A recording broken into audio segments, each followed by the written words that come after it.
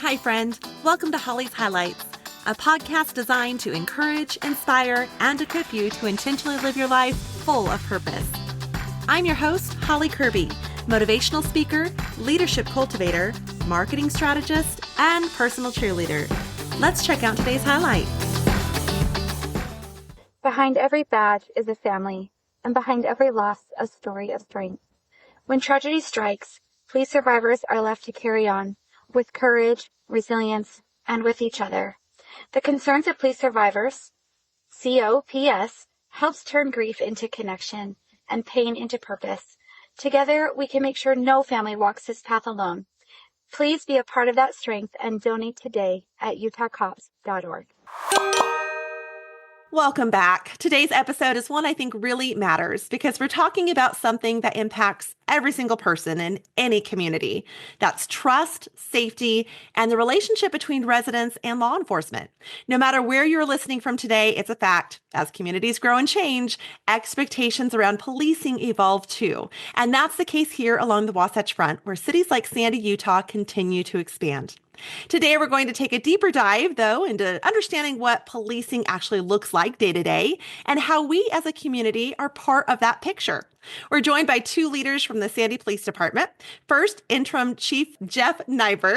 He's been in law enforcement for over 25 years, coming from the Utah Department of Public Safety and Utah Highway Patrol. And over his career, he's worked in SWAT, Motor Squad, Public Order Unit, and even the dive team. He's also overseen operations across the northern half of the state and worked closely with the legislature on public safety issues. Chief, thanks so much for being here. Holly, thanks for having us. We really appreciate it. And we're also joined by Sergeant Olsen, the Public Information Officer for Sandy Police Department. He's been with the department for 15 years. He's worked motors and canine, is a SWAT team leader, a task force officer with the U.S. Marshals, and is heavily involved in training both within the department and at the academy. Sergeant Olsen, glad you're here. Thanks for having us.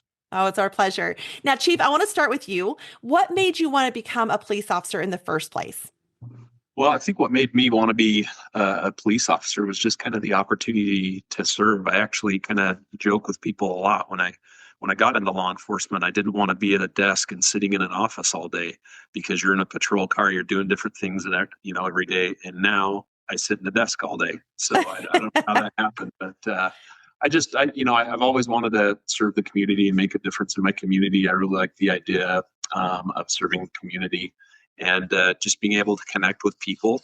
I think as law enforcement officers, when we interact with people, it's typically during the worst days of their lives. And I think probably all of us could say when was the last time we got stopped by a police officer, and we can think of kind of how that person looked, how that police officer treated us. And with that kind of in mind, I just kind of wanted to take on that role. That's awesome. That's awesome. Sergeant Olsen, how about you? What drew you into this career? Being the oldest of four siblings, I've always enjoyed being the older brother, kind of the protector and helper in the family. And I didn't really know what I wanted to do growing up, but when I got into college, I met a bunch of guys who already worked in law enforcement, and just talking to them, I was intrigued by what they did and thought I would like it too. Kind of the similar thing to the chief. I thought it would be exciting. I've always enjoyed working with my hands, and I had been working in construction up until that point. But during 2007, 2008, I kept getting laid off, and so I decided to put myself through the police academy. And soon after I graduated, I got hired by Sandy PD, and I've just been enjoying it ever since. That's really cool, the shift there between construction and into policing. That's really neat. You've both seen a lot in your different roles, it sounds like, for sure. Now, can either of you share a moment on the job that really changed how you see the community that you serve? Some of the things that jump to mind is, I was serving on the dive team for the state. I had a really great opportunity to be a part of that team. And what we typically do is we go on dives and we go down to the bottom of the lakes. And unfortunately, we recover victims that have drowned. Maybe they weren't wearing their life vests or whatever the case may be.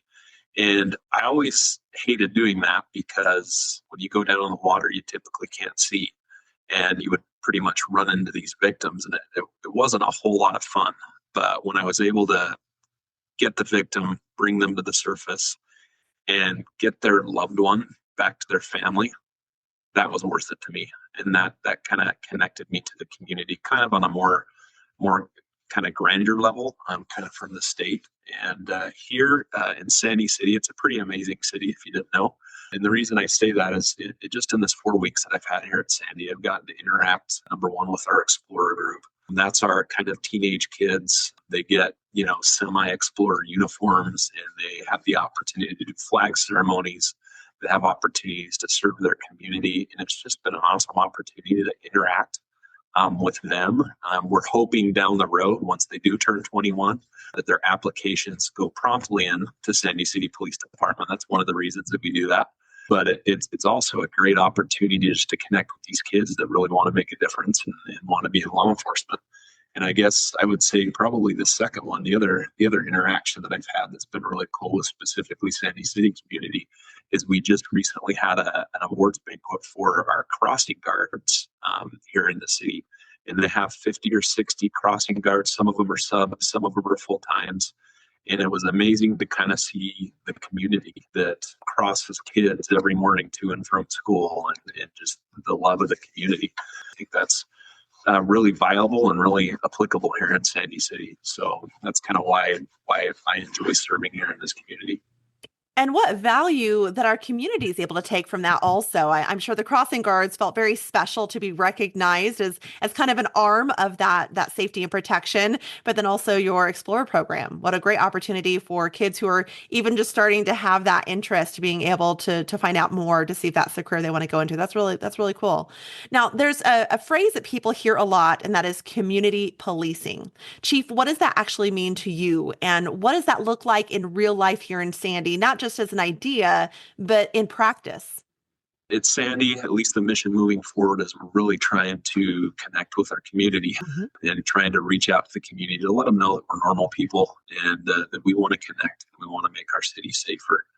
One of the things that I've noticed is we as a department have really tried to invite people to City Hall to touch on kind of really important topics like child safety and different things of that nature. But in all honesty, we've only had a few people attend those, and we've only had a few people come out. So my push and kind of my vision is to really go where the citizens are, right?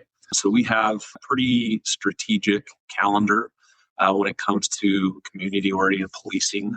We're talking food truck drives, child entrepreneur markets, and really actually trying to move us out into the community to make those connections and to make those relationships. And when you're talking about community-oriented policing, one of the things that I can think of recently was a tip that came in to our department. But what eventually happened, what eventually came from that tip, because somebody took the time to notice, see something, say something, but they called in and we wrote up a search warrant, and we served the search warrant with our SWAT team, and we found pretty much a ton of drugs in the house, from methamphetamine to fentanyl to other things.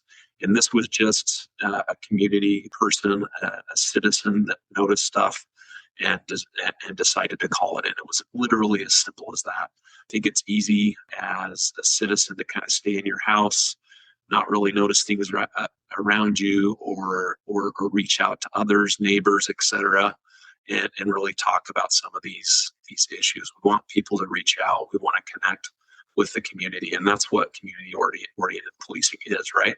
We want to build those relationships of trust to where they see something like that they'll call us, and then we can deal with it from there, right? Have those relationships. Fight for your community, right? If your community has an issue, stand up and let's do something about it. Let's connect with the police department. So looking forward, at least for me, that's kind of the direction we're going to go towards. We're going to get out into the community. We're going to walk foot patrols. We're going to do beats. We're going to talk to people, and that's what we need to be doing. And that's COP to me. That sounds like a great example of the outcome of what exactly your goal has been, to be out there, be visual, be where the people are, so that officers and residents can work together and make that difference. Now, you mentioned the word trust. That really stood out to me. So I would question then, on the flip side of this, where does trust tend to break down? And when that happens, how do you actually rebuild it? Well, trust to me, I think, is engagement and time and being visible. right? You have to be present and you have to be visible, number one, to create trust and create relationships. And if we're not doing that, then that's going to break that trust down, right? With that being said, I think Sergeant Olsen will attest to this as well. We only have so many officers, right? And we're responding to priority one and priority two calls and taking crashes and taking complaints and traffic complaints as well. So that makes it challenging. But in order to build those relationships of trust, again, you have to be present and you have to be engaged. You have to learn people's names. You have to go and have conversations. You have to be willing to get out there. And again, that's the model moving forward that we're going to try and hopefully create those relationships. So hopefully, if somebody gets to know Sergeant Olsen or myself, they can go, yeah, I met that officer at this city event. I'm going to call him. They would obviously call us, and we could take action from there and try to solve the problem. Right? Trust is so hard to gain, but it's super easy to lose really, really quick. Absolutely. Yes, absolutely. And I love how you're connecting that trust with relationship, because it comes down to that relational building. I know for my children, you've nailed it in there within the Sandy school districts, and they know their officers at their schools, and just having not only that placement there to where they're having the visual, but then being able to build that connection where they are on a first name basis. So they've done an excellent job at that. So that connection is very important. Now, for either of you, transparency is a big part of that conversation, right? And especially right now, things like body cameras, reporting, accountability. How do those tools help? And what are perhaps some misconceptions you think the public has about those, or even about policing in general, that we need to be brought to truth about? First and foremost, I think we absolutely do want to be transparent. But at the same time, we have to balance that with respecting people's rights, respecting people's privacy. And if the shoe was on the other foot, what would we want? Would I want that same privacy and respect afforded to me? I do think we live in a world of, I need information right now. And if I can't get it right now, then I'm going to go somewhere else, or I'm going to be okay with part information or not the whole truth. I do think that hurts us in policing. Sometimes we are slower to get our message out or to communicate, and we definitely have ground to gain, and we can do better. But sometimes we just can't release information. We can't release names. We can't release all of the information at that time, depending on if it is an open investigation and we're trying to protect victims, or we're trying to protect the integrity of the case so that we can actually bring charges and potentially win in a court setting, because that's what it's all about. We're trying to take criminals off of the street and make the neighborhoods a more safe place for all of us, right? And so sometimes we can release information. Sometimes we will do our best to get everything out there that we can, but sometimes we just can't. And that's the difficulty of trying to communicate as effectively as we can. I think some of the misconceptions are the things we can release. Sometimes, like I had said, based on the case or based on protecting victims, we just can't release information. And I understand that it's frustrating to people, and it's frustrating to us too. We would love to be able to share the entire story and get everything out there.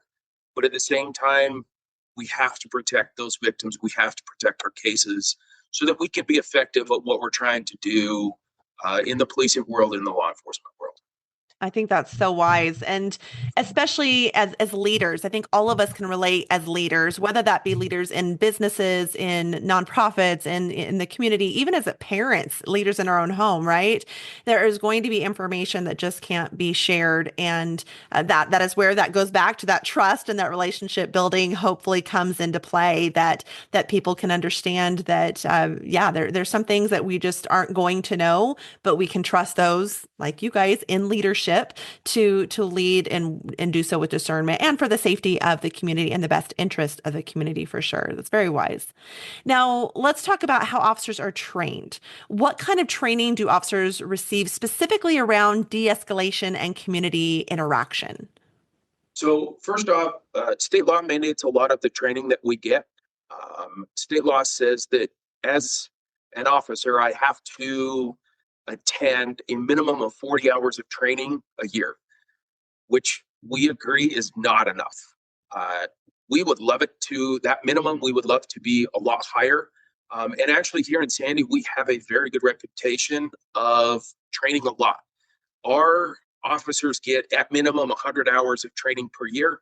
Some of our guys are getting 200 to 300, if not more, hours per year. And we believe that that's directly affecting our ability to work out on the road, to engage with others, to be as safe as possible, to only use the correct amount of force needed if we have to use force. We are doing yearly de-escalation training. We do yearly training for those with autism or special needs or those in crisis. A good amount of our officers have been to some sort of crisis intervention training school, and we are heavily invested in training. Now, that minimum of 100 hours is what we offer for in-house training. We also spend a good amount of time and effort bringing in outside trainings into our department so that we are able to get free host spots. So we'll bring in an outside training and basically do all of the logistics for the training, and then we get a couple of spots in those trainings. So becoming a better detective, learning how to interview better. A couple of the ones that we just barely sent guys to were how to do high-risk vehicle stops if somebody's wanted for a very violent crime, or how to work better as a SWAT team. We have a myriad of different training that we're able to bring in, which then also allows our guys to go to even more trainings that we would have to pay out of pocket to do hotels and flights and cars and all of that if we weren't able to bring it in. So we actually have quite a bit of training, and we're quite proud of it. It sounds like good stewardship right there. We're trying. Now, when you're actually in the field, how much discretion do you have in how you handle a situation? So we actually don't have as much discretion as people probably think that we do. Most of the things that we investigate come down to if we have a criminal act or not.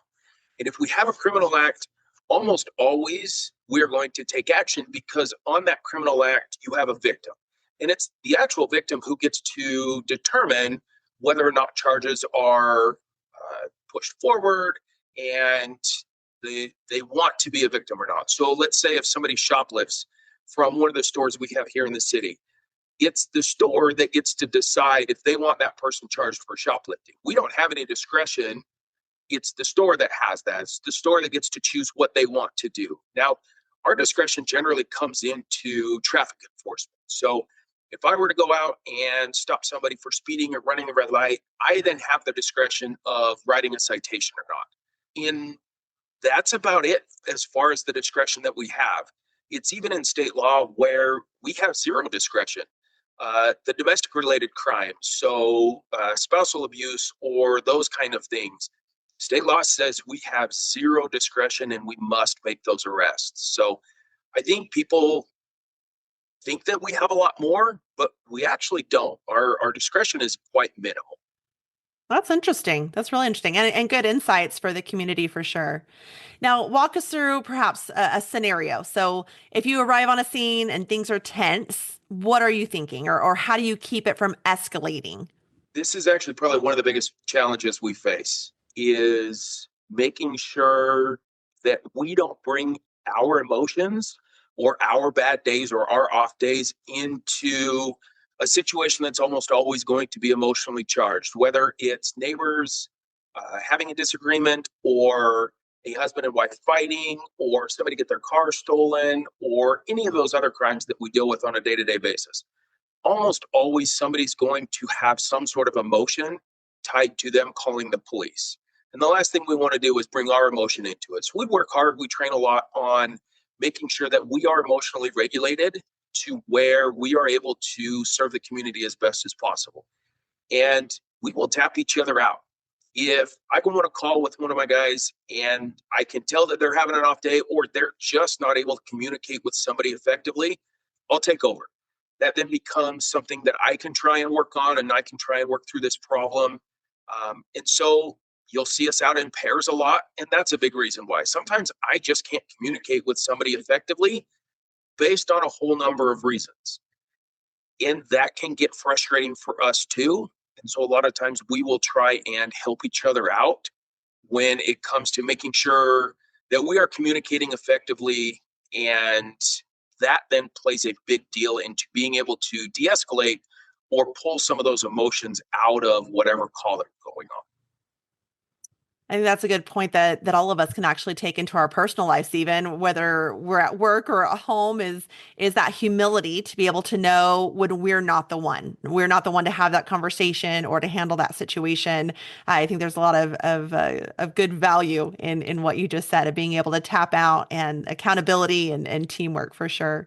What are some other challenges that the officers deal with that most people just don't see?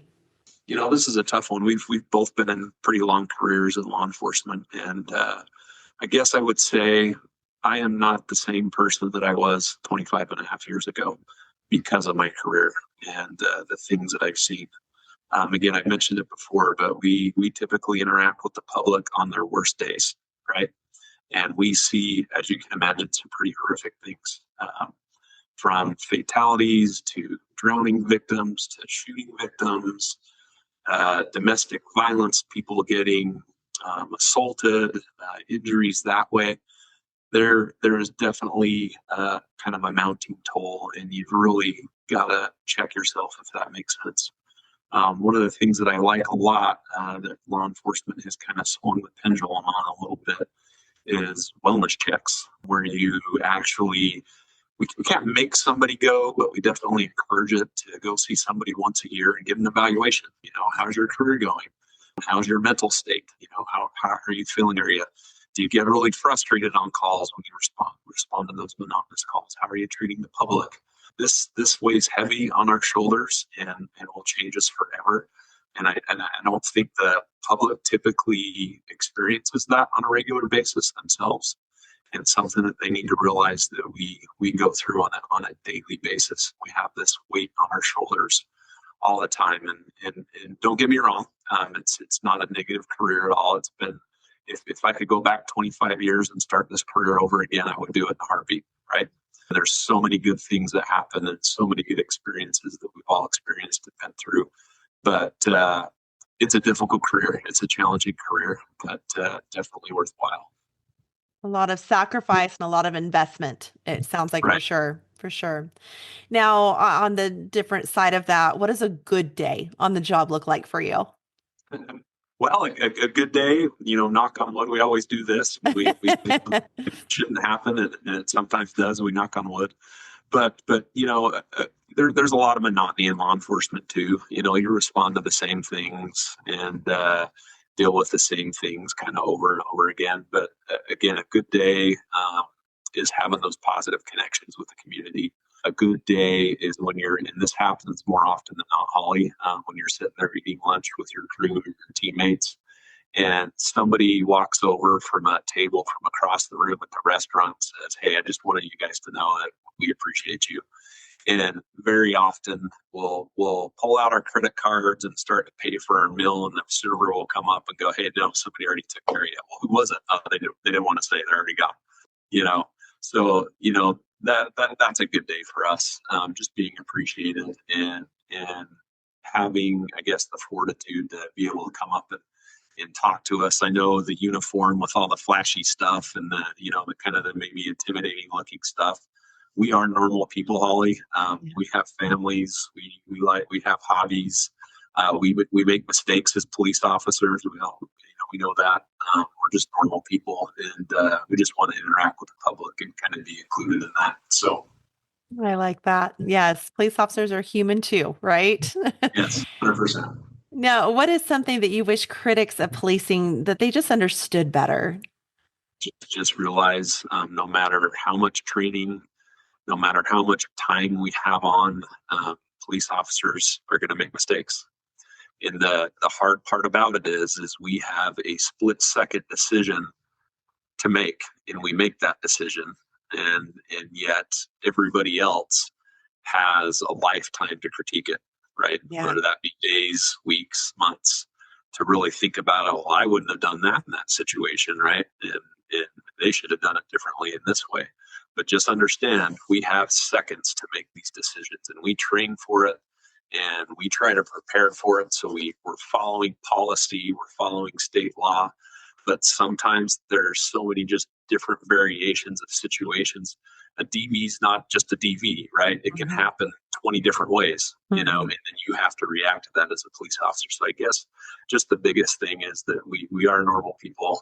We make mistakes. Yes, we train a lot. Yes, we hopefully will avoid certain situations like that bring liability and different things like that. But yeah, we're just normal people, Holly. So That's a good way to put that. Oh, on the flip side of that, what do you think that the law enforcement needs to know about the public? kind of understand better about the public. Again, just to my previous point, I think we need to get out there, and I think we need to be willing to talk to people. We like to be comfortable. We like to stay in our groups because I can relate with Sergeant Olsen better than I can the guy down the street, right? We need to get out of our comfort zone.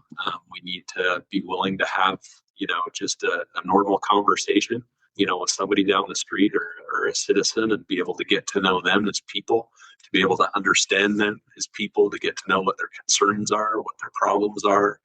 And one of the things that I've learned over a 25 and a half year career is that people just want to be heard. Yeah.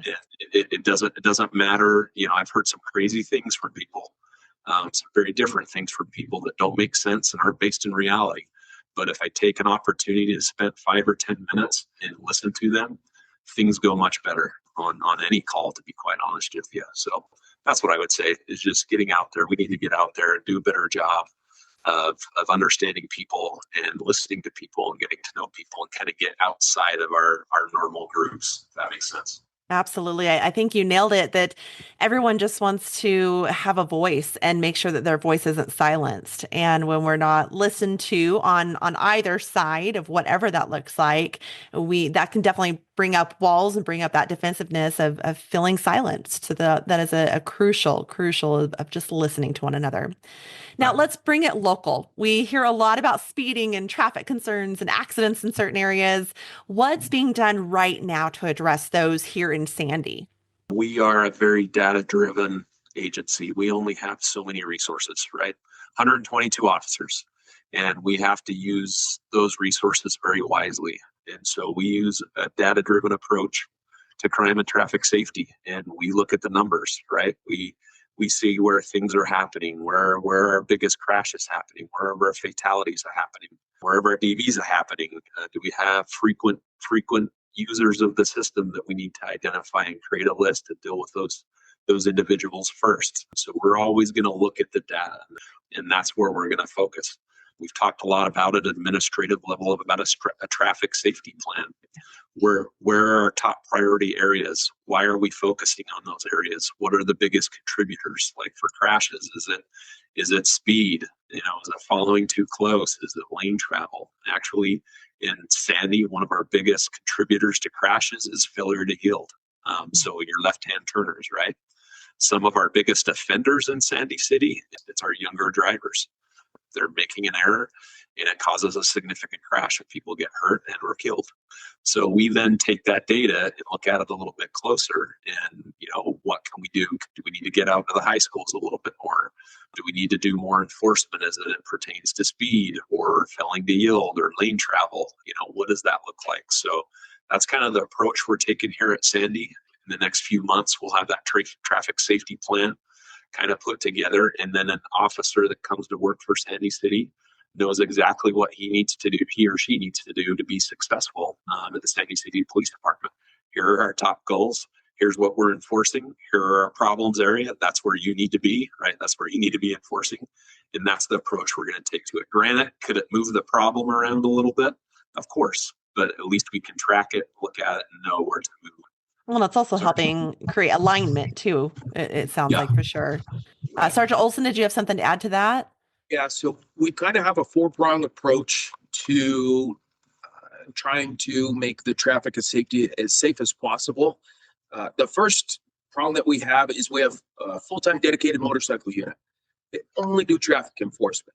Sometimes that's speed related, sometimes that's red light related. A lot of times it's going to be school zone related, but that's all they do 24/7. They come in, ride motorcycles, have a lot of fun, but do a lot of traffic enforcement. We also have 4 dedicated full-time traffic investigators. So they're the ones that take the crashes. They know a lot about where the hotspots are, kind of what's causing the crashes. They also help out on the traffic enforcement side of things when they're not actively investigating a crash. We also have overtime shifts available. So our officers can come in, sign up for some overtime, come out and just do traffic enforcement. And then we rely on our patrol guys a lot to stop things that they see. Doesn't always have to be tickets. A lot of it's going to be education. But if somebody runs a red light right in front of them, we would hope that they would stop that person and at least do a little bit of education and try and make sure that the traffic is being as safe as possible and people are aware of the consequences of what those decisions could be. What about when new things come out like e-bikes and these e-scooters, things like that? How does that impact some of not only the challenges, but the goal in keeping everyone safe? And yet, how are your hands tied with that? And what decisions can you make with that? So that's an interesting topic and a hot topic, by the way. In fact, I'm meeting with Mayor Z on Wednesday about e-bike enforcement. So e-bikes have been very challenging, I think, for every city, not just Sandy City. They seem to be getting faster. I'm sure you've seen some of the e-bikes running down the sidewalk at 35, 40 miles an hour, and some of these e-motorcycles as well that are starting to appear. And we just really haven't had the legislation necessary to do a lot of enforcement per se. But I'm happy to report that this year the legislature passed HB 381, and I'm pretty sure I'm getting that number right, but it definitely gives us some better teeth in the law to enforce e-bikes. It's going to require that kids on certain e-bikes and e-motorcycles have to have helmets, which is a good thing. If you crash, you can seriously injure yourself. It's also going to require those who are riding on e-motorcycles that they have to have a motorcycle endorsement, that they have to meet certain requirements and have certain training to be able to ride that e-motorcycle and know where they can and cannot be used. We had an unfortunate event, I think 3 weeks ago, where we had a kids group, kind of maybe teenage group riding e-bikes and e-motorcycles in Dickeldale Park where those are not allowed. A citizen went up to them and told them not to, and they were pretty much assaulted because of that. So we are not going to stand for that. And we are going to use HB 381 to the fullest extent and charge those individuals who need to be charged. And to be honest with you, probably another big part of this is that parents are going to have a bigger responsibility in that. So if their kids are out, running around on an e-bike, they are going to have responsibility in that decision. So Sergeant Olsen is working on some information to push out to the public on what exactly that looks like and what's going to be enforced, what's needed. So I'd encourage everybody, especially parents listening to this podcast, to look at those requirements if your kids have e-bikes and e-motorcycles and be prepared for that and make sure you know where your child is, right, when they're running around on these e-bikes and e-motorcycles. Good. I personally like to hear that.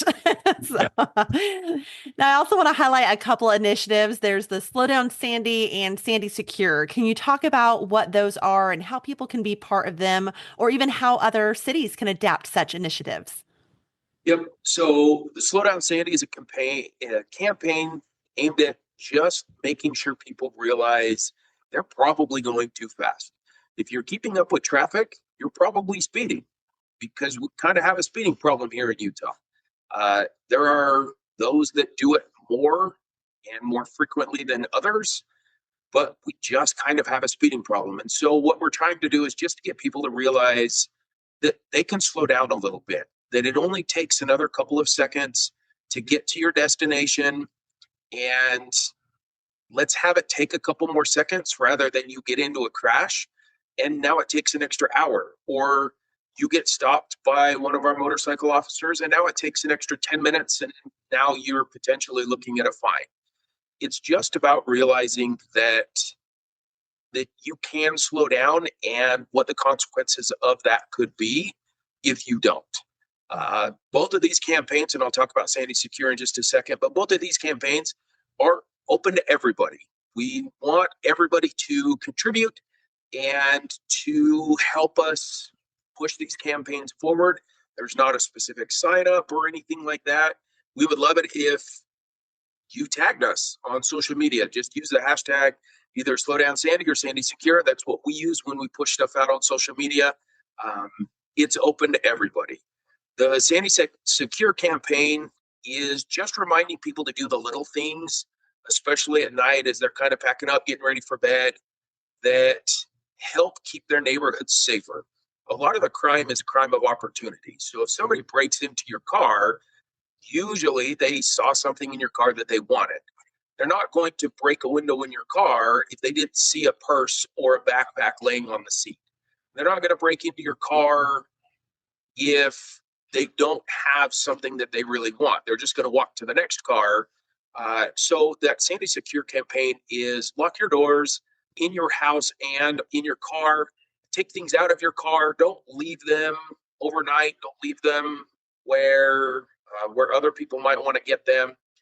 Making sure that you pick up your packages up off your porch, or have a neighbor do that for you, so that somebody doesn't come out and swipe that package off your porch, and then that invites more crime into the neighborhood. That then invites potential fraudulent activity, where you could get your credit card stolen or something like that, and then it snowballs from there. So those are kind of the two campaigns that we're pushing right now, and it's just reminders. It's small things. It's just take an extra second and do what you know you should to help keep yourself and your community a safer and better place to live. Good suggestions. I think so much of it it sounds simple to us, but we learned it, right? Or we either learned it from others or learned it the hard way. And I know for me, I'm always telling my kids that even things like the phone chargers, to unplug that and hide the cord so that people aren't assuming that there's something still in the vehicle. Or my son has left his school Chromebook sitting out and he didn't see the big deal with that. And I'm like, no, even that needs to be put away, because not everyone would know that's a school computer. They might think it's another type of computer that they could use. So just educating others. And I think the education piece is a huge part of that. So simple, but it goes a long way for sure. Now, Sergeant Olsen, what are some ways that residents can actually connect with the department? Kind of like the chief had talked about earlier, just come say hi to us. We try and be out and about in the community as much as possible. Sometimes we can't say hi. Sometimes we're going to be on some call that we're doing an investigation on. But we eat lunch just like everybody else. We stop for a drink just like everybody else. Come say hi.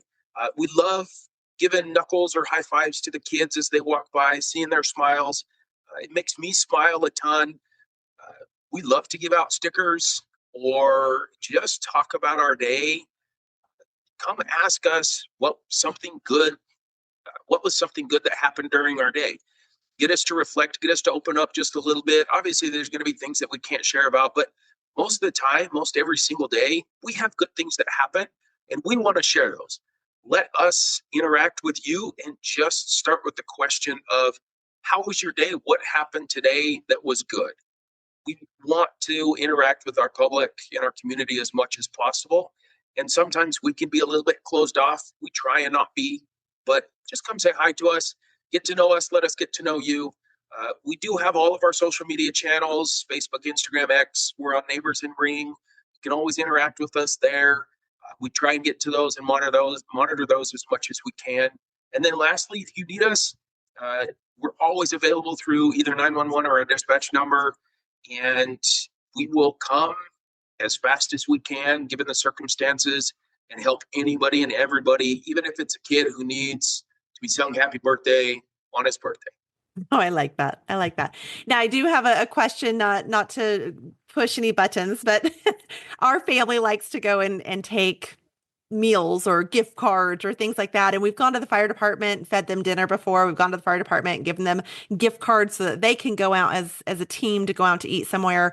I've come to the police station before and we were turned away, that we couldn't bring anything. Has that rule changed? Are we able to bring something to the police women and policemen there at the station, or is that still Yes, okay? 100%. And I've only been here for 4 weeks, and I'm not sure of the circumstances or what was going on when you were turning around.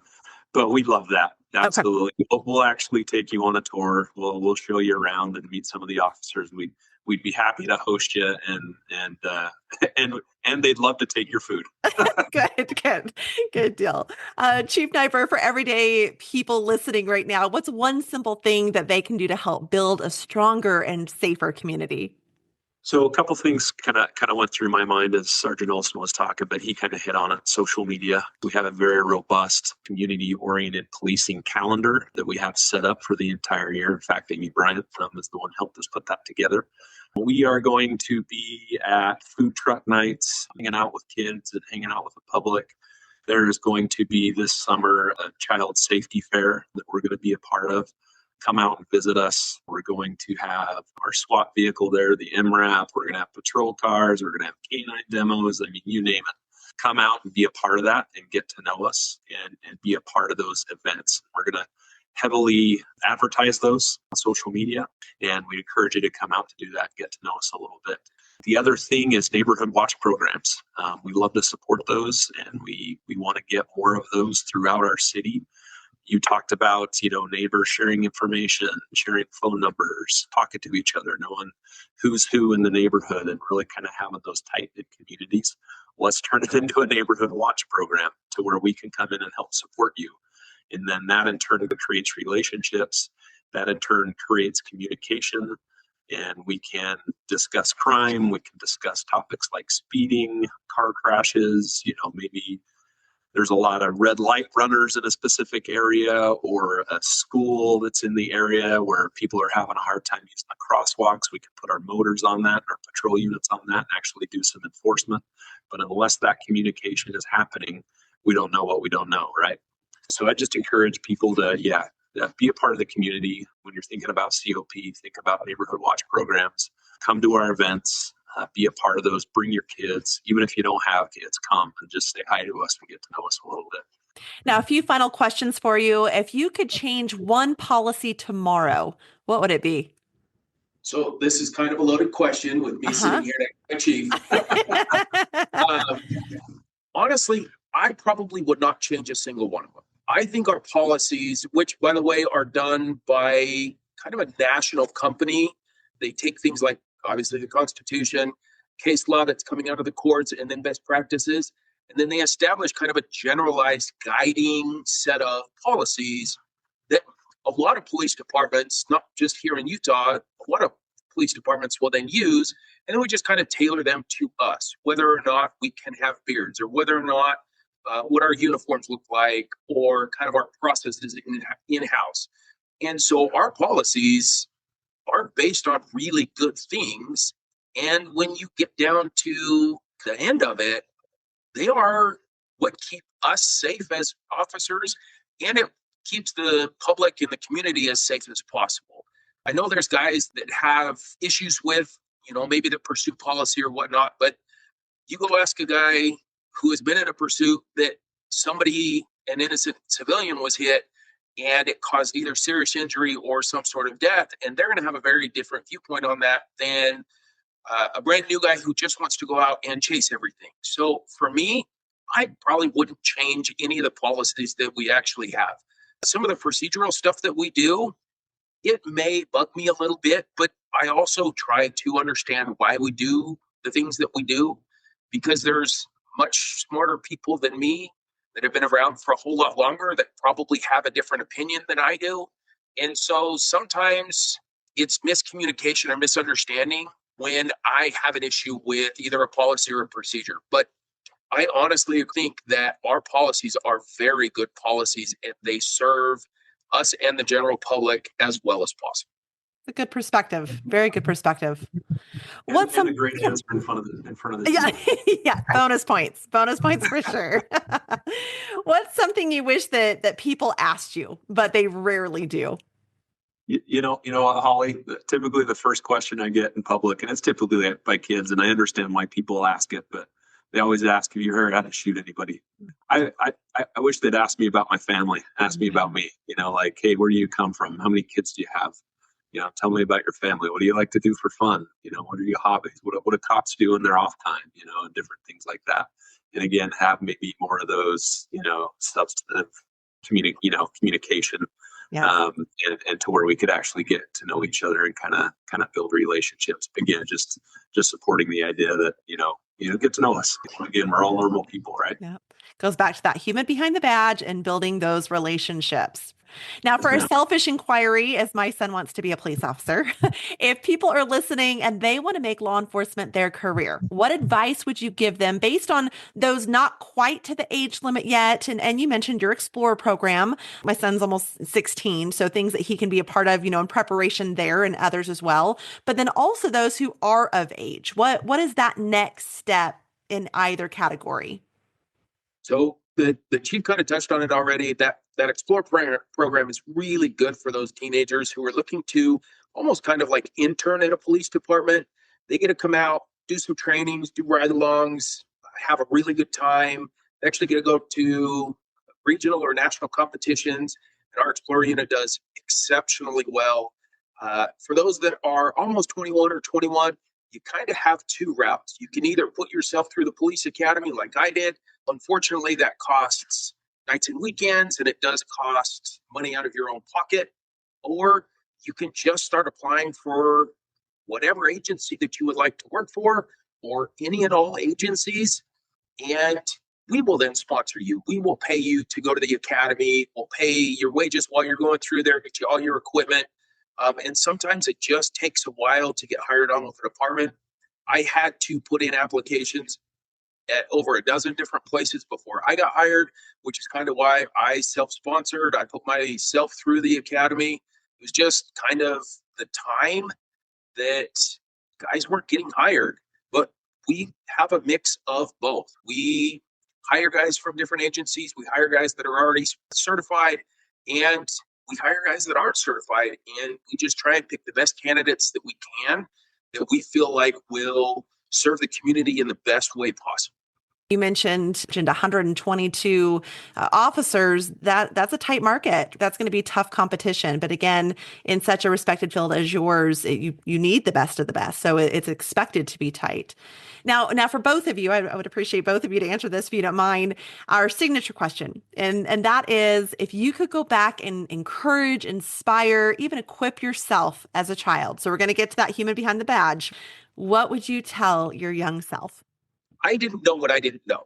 Even though I had a little bit of communication growing up with a couple police officers that were in my neighborhood, and then when I was going to college, I had a little bit more exposure to more law enforcement officers, I still didn't know what most of the job entailed. I was thinking it was all about chasing down bad guys, shooting guns, just having a grand old time. I didn't realize that there was going to be a lot of paperwork behind it. I didn't realize that the things that I did and said would have such an impact in either people's lives or potentially court cases or stuff like that. And so I wish I had done more research on getting out and actually maybe doing a couple ride-alongs, seeing more hands-on what this job entailed. I still would have picked it. I absolutely love what I do, and I wouldn't change a thing. I just wish I wouldn't have come in so unaware of what this job actually is. I would just add to that, thinking back, when I was a kid and talking about law enforcement, similar to Sergeant Olsen, I didn't know what I didn't know. And I should have probably done some more research too.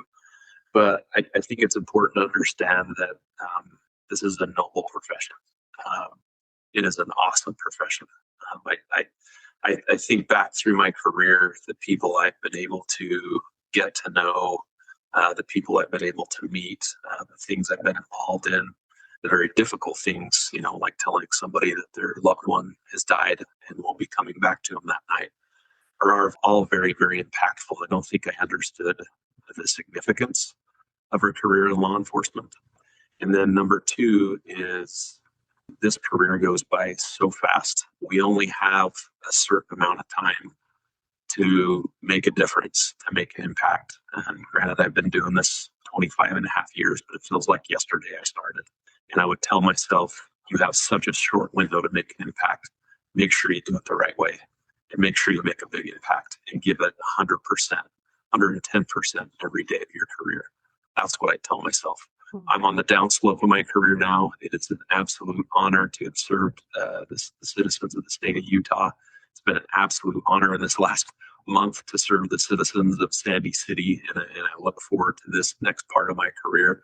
But again, it's a short window, and I only have so long, so I'm going to give it 110% and give it everything I can to make the most difference that I can in the short time that we have. Again, law enforcement is just such a noble career, a noble profession. It's such a great profession, and I'm just lucky to be involved in it with guys like Sergeant Olsen. I think from both of you, what just stood out the most is you both have servant leadership, but you also both have servant hearts. And that is definitely something rare and special. Chief Nigbur, Sergeant Olsen, thank you both for your time and for the work you're doing in our community. Now, if you want to stay connected, you can find the Sandy Police Department on platforms like Nextdoor, Ring, Facebook, X, and Instagram at Sandy Police Department. We've also had on Sandy City's crime prevention specialist that was mentioned earlier, Amy Bryant. She is amazing. She's been here on Holly's Highlights back in season 3, episode 21. So listeners, I'd encourage you to check that out as she shares tips for staying safe during the holiday season. My friends, I'll leave you with this. As Theodore Roosevelt said, people don't care how much you know until they know how much you care. And that idea really sits at the center of conversations like this. And in a community like Sandy, that care goes both ways. Trust, safety, and community are things that we all build together. So my challenge to you would be this. Don't let this just be a conversation you listen to, but turn it into action. Start a conversation with someone you don't know. Get to know the people on your street. Build that sense of trust right where you are. Because at the end of the day, community safety starts long before a call is ever made. Thanks for listening. Stay safe, stay connected, and we'll see you next time here on Holly's Highlights. Thank you for joining me on this journey of life. I hope that today's highlight has been encouraging, inspiring, and equipping so you can go out and live your life full of purpose. I'd be honored if you'd take a moment to leave a review, or better yet, subscribe. We can also stay in touch by joining my email list at hollycurby.com. That's HOLLYCURBY.com. Until next time, make it a great day for a great day.